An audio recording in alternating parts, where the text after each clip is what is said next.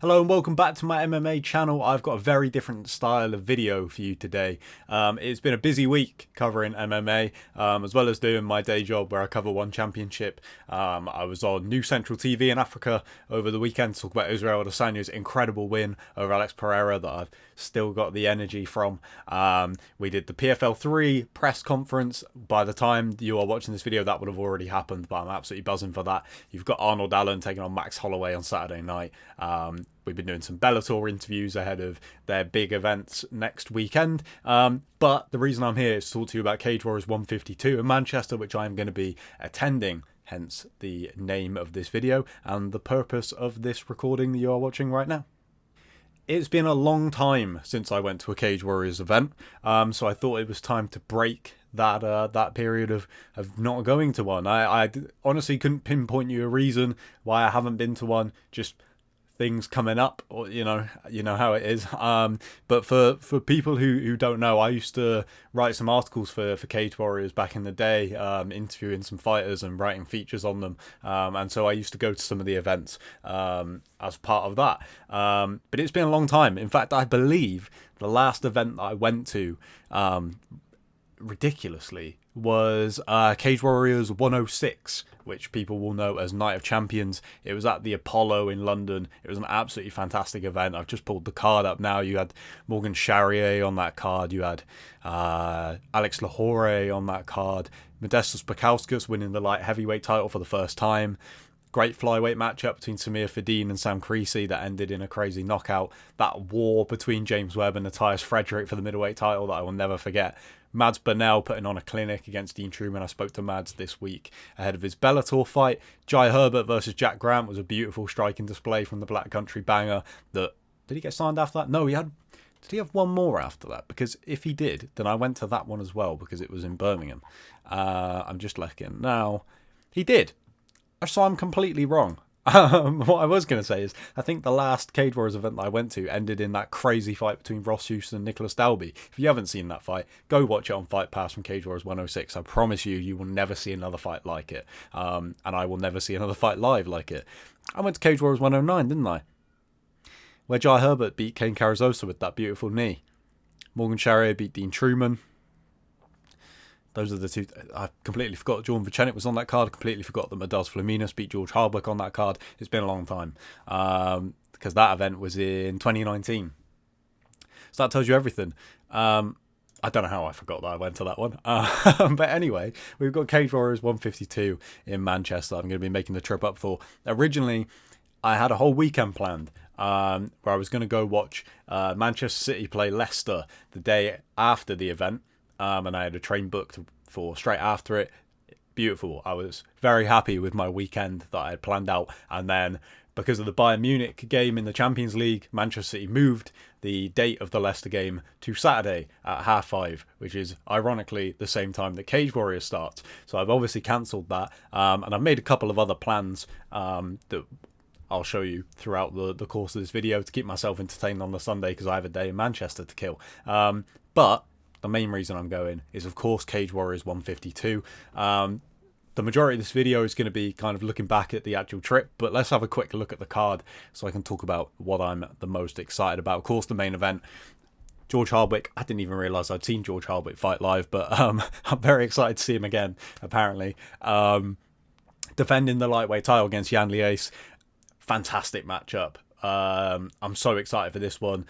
I love George's style, but Jan is really good at not fighting people's game, and George is very good at making people fight him in a phone box in these horrible back and forth striking matchups that eventually just wears you down with those body shots and the leg kicks and everything. But Jan is really good at not letting that happen, so buzzing for that one. Of course, the big story of this card is all about the next gen boys out of Liverpool. You've got Nathan Fletcher, Adam Cullen, Luke Riley. You've also got guys on there like Liam Malloy and Liam Gittins. But with Luke Riley, with Adam Cullen, and with Nathan Fletcher, if all of them win, you could be looking at 3 next-gen guys fighting for the title the next time they compete in Cage Warriors. You've also got Matt Bonner, of course, who is right up there, but he isn't on this card because he fought in London not that long ago. But that's such an exciting time for that gym.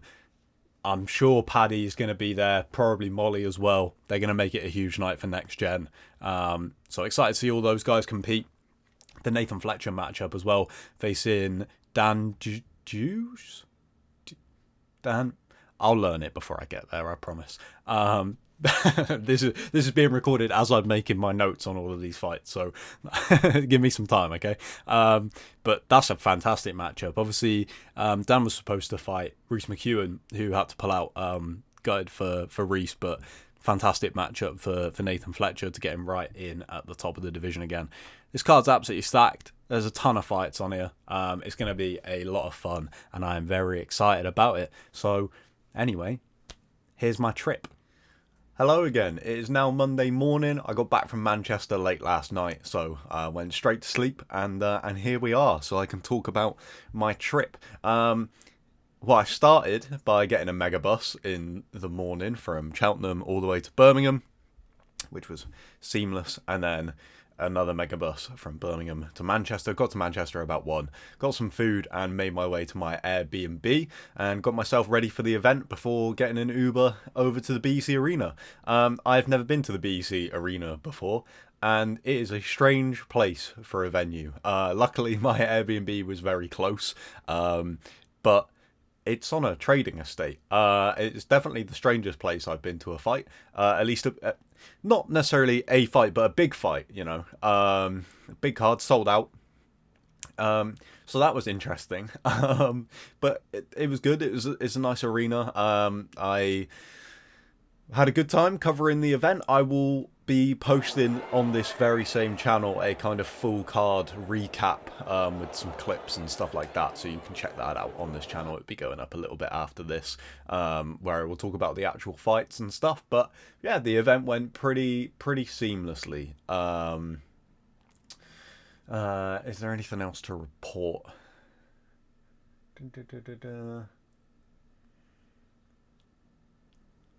Brad Wharton, legendary commentator, #1 Igor Vovchanchyn fan, gave us all in the media room little goodie bags, so I downed those energy drinks and that kept us going for a bit. The Wi-Fi wasn't working, so I wasn't able to do a whole lot, but I managed to get some tweets out and some recaps and stuff. So when I eventually got back to my Airbnb that night about 11:30ish, I wrote a couple of articles which you can check out over on VMTV, another little plug.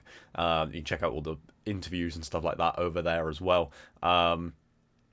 Yeah, so wrote a couple of articles when I got back in, went to sleep, and then woke up in the morning and got a bus back into Manchester Centre because I was going to the National Football Museum, which, as I mentioned when I recorded the intro to this video, I say intro, it's probably like 10 minutes long, but it happens. I originally had tickets to go and watch Man City versus Leicester, but the game got rescheduled to the Saturday thanks to the Bayern Munich game in the Champions League, so wasn't able to do that. Got to go to the National Football Museum instead. I thought I'd still do something football related, so I did that. It was pretty good. I didn't spend nearly as long as I thought I would, because the second floor was a lot of like challenge rooms and things like that, which when you're on your own, I didn't fancy doing a penalty shootout, you know what I mean? And the third floor was all dedicated to these paintings that have been what's the word? It'll come to me.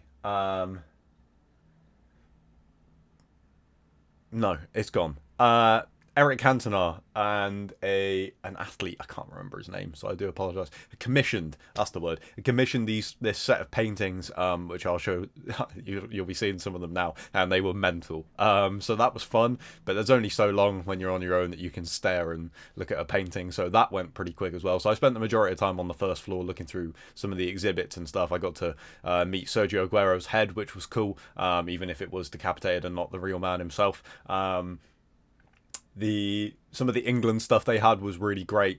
They had some Man City stuff, so I was happy with that. And yeah, it was interesting. The good thing about getting yourself a ticket, I think it was about £10, is you can go back at any time throughout the year. So if they get a cool exhibit and I'm back in Manchester, which I know Cage Warriors have another event later this year, maybe I'll check it out again and see what they've added and things like that, because they do add to it quite a bit.